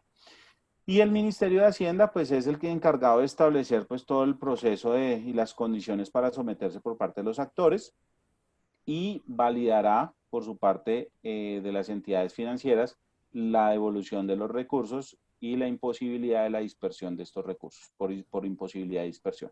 Entonces, digamos que cada uno tenemos unas responsabilidades. Sin lugar a dudas, las más relevantes van a recaer sobre la UGPP, sobre todo en cuanto a la verificación de los requisitos, donde vamos a tener 3 años para adelantar los procesos de fiscalización, y lo dice el decreto, podremos solicitar la información que sea necesaria para poder establecer que esos hechos efectivamente se dieron. Como les mencionaba yo, uno de los que más vamos a tener allí en el radar será la disminución de los ingresos, porque sin duda alguna pues habrá que ser muy juiciosos y muy cuidadosos en que no hayan ajustes posteriores de esos reconocimientos de ingresos que permitan develar que hubo un riesgo de manipulación allí. Nuestros canales de atención, todo lo que pues necesiten, todas las aclaraciones en la página web, como les decía, nosotros creamos un botón especial que se llama el PAEF, donde están las resoluciones. Hay unos ABC que en compañía del Ministerio de Hacienda se han venido creando para efectos de poder compartir con ustedes. Voy aquí a abrir un momentico la circular 001 para mostrarles pues algunos aspectos de la certificación y de los requisitos que se deben aquí cumplir. Entonces, les mencionaba yo ahorita que está una parte que es toda la información general de la postulación, que son todos los datos básicos del empleador, si es empleador, si es persona natural, la información de contacto, la actividad económica principal, el nombre de la actividad económica. Aquí hay algo muy importante que nos dice que si es beneficiario del crédito de nómina garantizado por el Fondo Nacional de Garantías. Aquí hay dos cosas importantes en el decreto que quiero mencionarles, y uno es que si usted tiene un crédito ya del Fondo Nacional de Garantías, la solicitud del beneficio la tendrá que hacer por la misma institución financiera, ¿cierto? Entonces, no puedo ir a otra entidad financiera. Y lo segundo es que si producto del crédito que fue otorgado por el Fondo Nacional de Garantías, por ejemplo, usted pidió un crédito que sumaba el 100% del total de su nómina, ¿cierto? Y usted solicita o es postulante del beneficio del PAEF, una vez reciba esos recursos del PAEF, deberá hacer el abono, como usted utilizó el crédito para pagar su nómina, pues tendrá que con esos recursos del Mire, PAEF nosotros tuvimos algún crédito de nómina de garantía. hacer el abono al crédito de nómina que pidió al Fondo Nacional, que pidió con este aval del Fondo Nacional de Garantías. Entonces, es muy importante que tengamos claridad de ello porque pues, la idea es que usted no reciba más recursos para apalancarse, no, sino que si usted ya pues abone esos recursos a ese crédito para disminuir la obligación. Y pues acá le pedimos qué entidad financiera, el tipo de cuenta, el número de la cuenta, pues para hacer una serie de seguimientos. Si es el representante legal, los datos del representante legal, la manifestación del cumplimiento de los requisitos. Y aquí les quiero hacer énfasis en que acá habrá que leer cada uno de los requisitos y contestar si efectivamente le aplica o cumple o no con el requisito, ¿cierto? Entonces, supremamente importante esto para garantizar ese beneficio. Vamos aquí en el caso de los consorcios y las uniones temporales, pues hay unos campos definidos para que nos diga cuáles son los miembros, los consorciados, ¿cierto? Y o los miembros de la unión temporal, para nosotros, con base en ello, poder hacer la validación de cruce de información en cuanto a los cotizantes. La manifestación en caso de una persona natural, que pues si tuvo 3 o más empleados, si es una persona políticamente expuesta. ¿Qué más tenemos aquí? Están efectivamente que los empleados sobre los que se reconoce el subsidio y como les decía, esta verificación de requisitos. Aquí básicamente en el formulario vuelve y se hace énfasis que para las solicitudes de mayo los aportes deben haber sido pagados a más tardar el 22 de mayo. Entonces miren que por todo lado nos está generando esta alerta. Mañana yo me imagino esos operadores de pila van a estar colapsados. Además que había una situación en la que muchos empleadores estaban incurriendo y era que como hubo un decreto que suspendía el cobro de intereses moratorios, pues ello sin duda alguna nos generaba pues esa tranquilidad de poder alivianar el flujo de caja y a medida que iba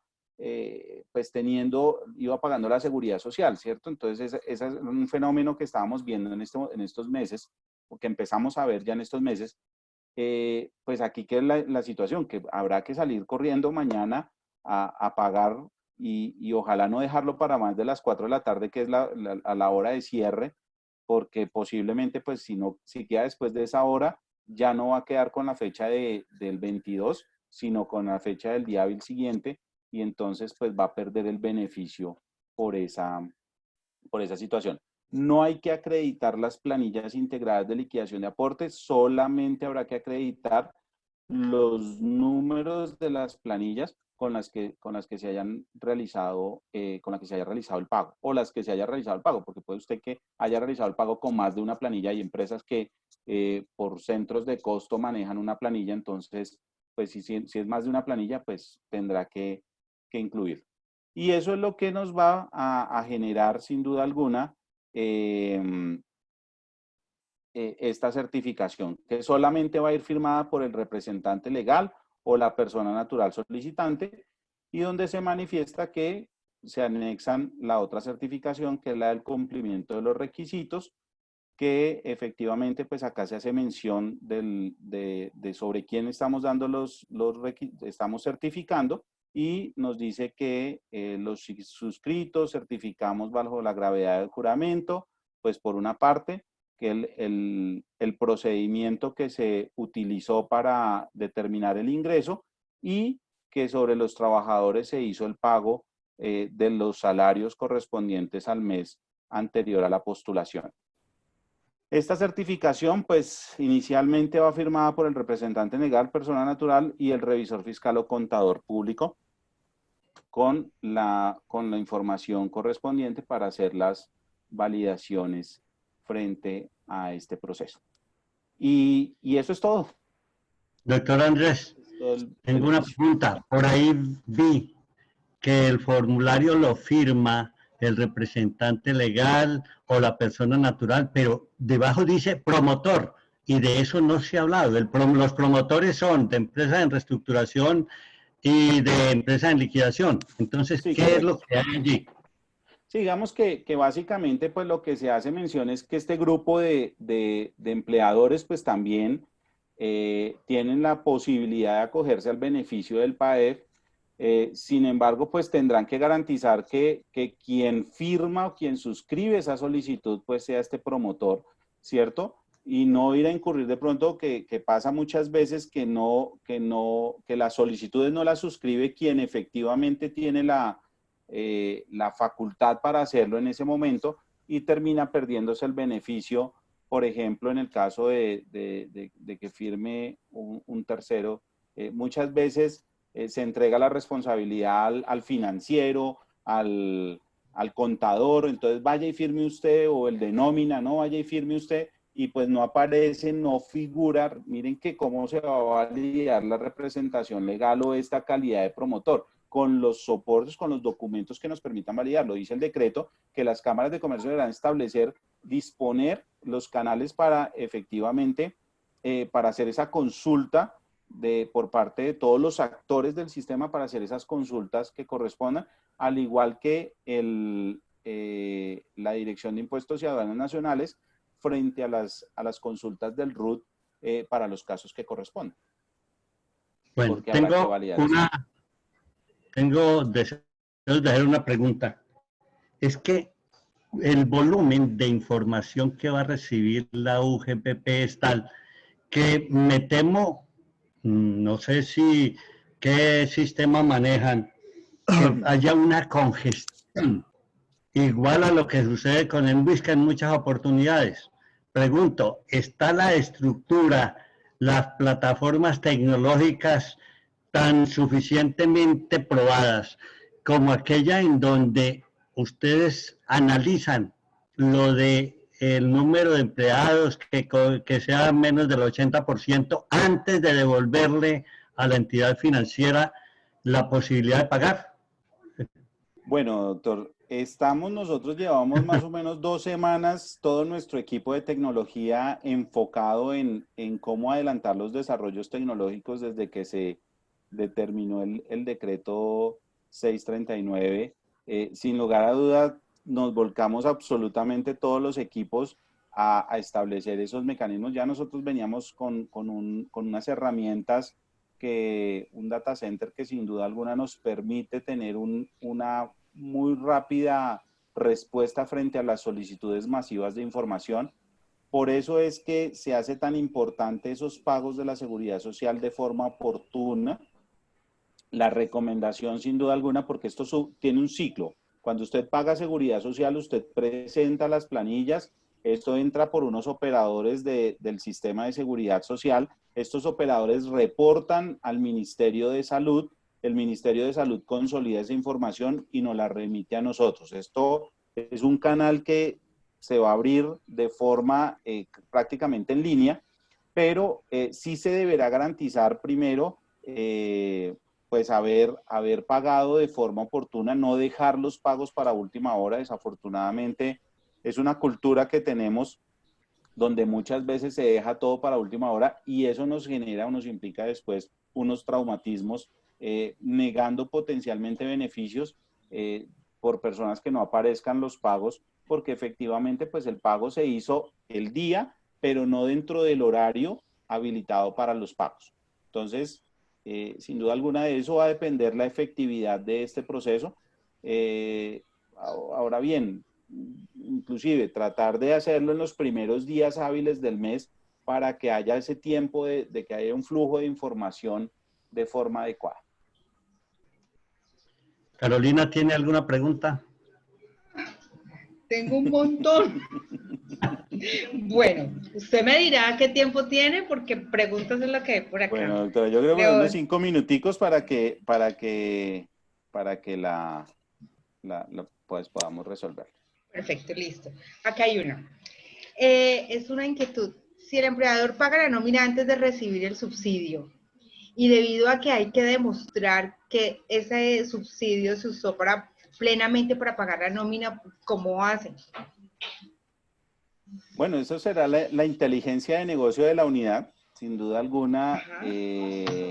Allí estamos desplegando toda una serie de análisis que debemos hacer. Vuelve y juega, pues bien es sabido que no vamos a tener la información en línea del 2020, tenemos la información del 2019, muy seguramente ya próximamente tendremos buena parte de esa información también dentro de las presentaciones de toda esta información exógena, que nos va a permitir entablar ese análisis. Ahora bien, recordemos que hay una serie de requisitos o de tiempos que vamos a tener, son 3 años para adelantar todos los procesos de fiscalización. Podremos llegar a solicitar información que hoy por hoy pedimos, como los balances de prueba, balances de comprobación, auxiliares contables, toda la información que posiblemente vamos a necesitar y que desde una perspectiva propia, lo digo yo, Andrés Acero, no como funcionario de la UGPP, yo qué haría sin lugar a dudas, pues es hacer una validación de que no me hayan hecho ajustes contables después de las fechas del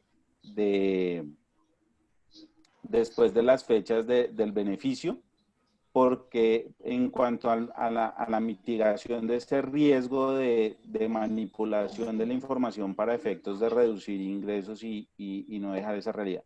Entonces, de registro de los hechos económicos en los periodos que efectivamente correspondan, ¿cierto? Aplicación de las políticas contables que se tengan, del reconocimiento del ingreso. Para la unidad, sin duda alguna, será un hecho desafiante evaluar. Ya tenemos, y lo podemos decir, venimos trabajando 8 años, ya vamos conociendo las empresas que más o menos tienen ciertas dinámicas no muy ortodoxas en el análisis de su información. Entonces, pues todo esto será un insumo que sin duda alguna nos servirá para llegar a quienes tengamos que llegar dentro de este beneficio. Y vuelvo y reitero, lo decía hace unas semanas cuando tuve este espacio con Actualices y con los profesionales del área. Mis queridos colegas, no les certifiquen a esas agremiadoras ilegales, a esas que utilizan las figuras de empresas para hacer afiliación colectiva de trabajadores independientes y los colocan como si fueran empleados.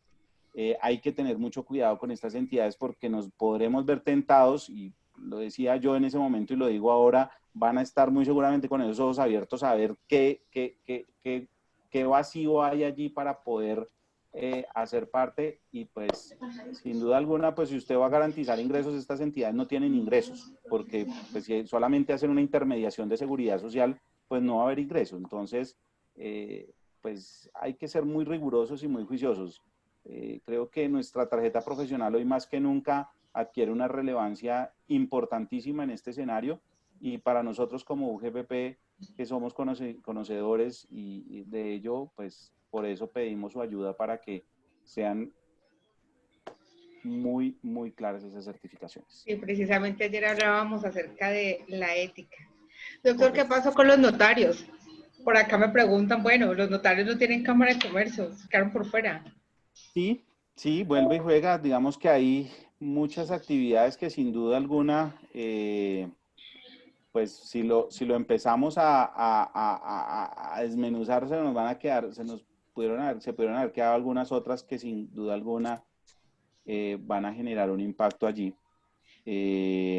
Recordemos de todas maneras que hay algunos notarios que ya reciben algunas subvenciones del gobierno frente a aquellas notarías que son muy pequeñas, que no alcanzan sus niveles operativos. Entonces, pues con esas ayudas se busca también garantizar esos pagos de salarios, esos pagos de los gastos fijos que se tienen allí. Entonces, digamos que quienes se van a ver afectados, notarías muy grandes que no reciben estos beneficios, pero pues bueno, digamos que son las situaciones. No sabemos si más adelante se termina haciendo un alcance. Bueno, lo vimos del 8 de mayo a 10 días después estábamos ya hablando de Sí, se de un nuevo incluyó lenguaje. Entonces, los que se... muy seguramente en esto, pues, se seguirá haciendo una evaluación por parte del gobierno, porque pues sin duda alguna lo que hemos visto es que hay una muy buena voluntad de ayudar en esta crisis que estamos pasando. Bueno, una inquietud. El revisor fiscal debe garantizar, certificar que no se va a despedir en estos 3 meses siguientes. No, digamos que por eso se cambió un poquito el lenguaje de lo que veíamos en el 639, que se hablaba muy seguramente como un beneficio que no estaba atado, que era muy de yo decir y manifestar, y lo hablaba yo en ese momento, creo, y algunos expositores lo vi aquí a través del canal. Lo hablaban también de que iba a colocar 40 trabajadores, 50, 60, que era lo que inicialmente se permitía entender. Ahora lo que me dice es, usted lo solicitó por abril, pues habrá pagado la seguridad social en abril, tendrá que haber pagado todo el mes, que esa es una de las condiciones claves, todo el mes, y con eso pues podrá recibir la subvención. Quiere decir que para el mes de abril usted garantizó el pago de salarios y usted recibe el beneficio. En el mes de mayo usted pagó salarios, usted recibe el beneficio. En el mes de junio usted pagó salarios. Ya después de ahí, pues si se tomaron otras decisiones, pues digamos que ya será, por lo menos se haya garantizado esa estabilidad o esa deserción laboral, esa situación laboral tan apremiante por 3 meses. Y como le digo, pues no sé si se amplíe, pero por ahora estamos así. Otra, yo paro cuando usted me diga paremos. Yo puedo decir, esta es la última, pero solo cuando usted me diga. 3 minuticos porque me están esperando en otra reunión que tenemos. Yo le estoy sacando el jugo. Claro que sí. Bueno, estamos hablando de empleados y cuando las empresas lo que tienen son contratistas, personas contratadas por prestación de servicios, ¿qué pasa? No, las personas de prestación de servicios, no, como no es una relación laboral, digamos que es un contrato que civil, por así decirlo, entonces no, dentro de esa figura de la prestación de servicios no aplica para este beneficio. Solamente los que aparezcan además en pila cuando se hacen pagos por un independiente, cuando la empresa asume esos pagos, utilizas una planilla de independiente y no una planilla. Eso es algo muy importante, ¿no? Solo funcionan 2 tipos de planilla, la E, que es la planilla inicial de pagos de pila, y la X, que es la planilla que está habilitada para las personas que se encuentran en liquidación. Yo iba a solicitar a Carolina que hicieran copy de las preguntas. Y si el doctor Andrés acepta, pues se las enviaríamos, porque me parece que es muy importante. Claro que entonces, sí, me las envían y nos sirve a nosotros también para alimentar. Listo. Bueno, pues entonces Carolina, podemos terminar. Claro, yo quería proponerle algo más allá. ¿Qué tal si hacemos un consultorio, le podríamos llamar, una resolución de toda esta cantidad de preguntas que tenemos Maravilloso. acá? Busquemos un espacio, si quieren la otra semana, bueno, coordinaríamos internamente, la otra semana miramos la agenda porque cada vez que abro mi correo tengo 10 solicitudes más de estas charlas, entonces, pues sin duda alguna son muy necesarias y la idea sí, podemos hacerlo, si quieren la otra semana coordinamos. Me parece maravilloso. Con las preguntas y resolvemos lo que más podamos. Perfecto. De todos modos, veo muchísimas preguntas que ya se han resuelto a lo largo de la charla. Entonces, las personas que están conectadas con nosotros, los invito a que vuelvan a ver esta charla, porque es posible que esas preguntas queden ya resueltas. Entonces, ahora que se acaba la conferencia, esta charla va a quedar grabada en nuestra página de Facebook y luego la vamos a subir en nuestro canal de YouTube. Entonces, recuerden, actualice ese video en nuestro canal y quedamos súper atentos a la resolución de preguntas. Yo creo que si la ven de nuevo, muchas de las que están, pues se van a resolver. Recuerden que la pueden ver todas las veces que quieran y compartirlas. Doctor Andrés Acero, maravillosa esta aclaración de dudas. Bueno, creo que la mayoría se nos quedó en ese 80%, en ese 80%. pero bueno. Yo llevo 2 semanas entendiéndolo, tratándolo de resolver. Bueno. Doctor Acero, muy amable, es una gran colaboración y creo que es oportunísima, es decir, más oportuna no puede ser. De manera que muy agradecido y ojalá que no se nos reviente la UGPP con toda la información que va a recibir. Ojalá, crucemos dedos para que las herramientas tecnológicas funcionen a las mil maravillas, porque sin duda alguna es un volumen de información impresionante. Bueno. Yo lo que pensaría es que se pueden reventar muy fácil y eso haría que nos amplíen un poquito el plazo, porque es que de todos modos puede haber gente con dificultades para pagar seguridad social y el plazo hasta mañana. Entonces, pues lo más importante ahora es correr a pagar. Pagar seguridad social antes del día de mañana. Eso, primero, y luego vuelven a ver masivos, yo sé que yo pertenezco a varios grupos de contadores y ya lo he compartido, pero por favor todos los que tengan más grupos, háganlo masivo para que todos nos enteremos de esto y no vayamos a perder esa oportunidad maravillosa del beneficio. Perfecto. Doctor, le encargo, por favor, el material para nosotros colgarlo en nuestra página. Janet Castillo, un saludo a Janet, es la persona que me ayuda en la difusión de estas charlas y esta ha sido pues súper oportuna. Entonces usted me regala el material, yo se lo envío a Janet para que Janet lo envíe a sus grupos y nosotros también lo colgamos en nuestra página. Entonces Janet, muchas gracias por este contacto también. Bueno. Doctor, feliz tarde. Y a todos los esperamos mañana en nuestras charlas de Actualices en Casa, que seguimos como siempre acompañándolos. Muchísimas gracias y feliz tarde, doctor. Feliz tarde para todos. Hasta luego, doctor Zulay. Chao, chao.